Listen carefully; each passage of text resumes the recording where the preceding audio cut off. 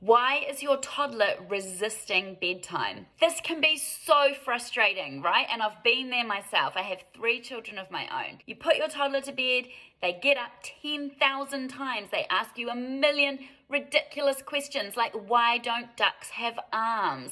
They ask for endless drinks of water. They want one more story.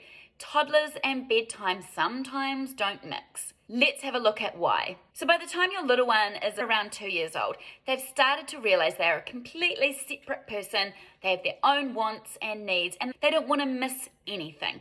So the first reason your toddler is struggling at bedtime is because they know that life is continuing outside their bedroom and they don't want to miss out. So having a really relaxing, calm bedtime routine, switch off the lights in the house or dim them, so your toddler thinks they're not missing out on anything when they go to bed. Another reason your toddler is struggling at bedtime is because they're not tired enough to go to bed yet.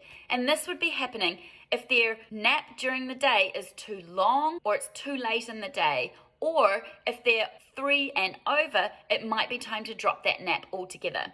So if your little one is still having a huge several-hour nap during the day and mucking around at bedtime, that will be why.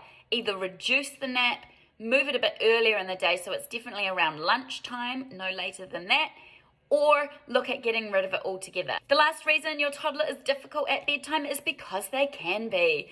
Because you're giving them something. Even if you're getting frustrated at them, they're still getting a response out of you, and that is still a reward to them.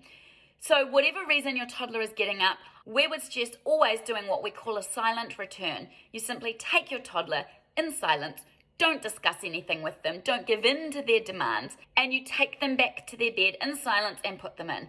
You will have to do this about 50,000 times the first night or two until they understand that they're not getting a reward, they're not getting that communication, so just keep taking them back to bed. Another quick tip around that toddler bedtime behavior is what we would call a check-in. So say to them, you stay here, I'm just going to the toilet, I'm going to come back and check on you, and then do. And then make another excuse to leave the room for longer and longer periods each time. I'm just going to check on your brother, I'm just going to make a cup of tea. Leave the room for longer periods of time each time. Make sure you come back so they trust that you will come back and check on them. But eventually just stay out of the room and they are going to fall asleep themselves at some point.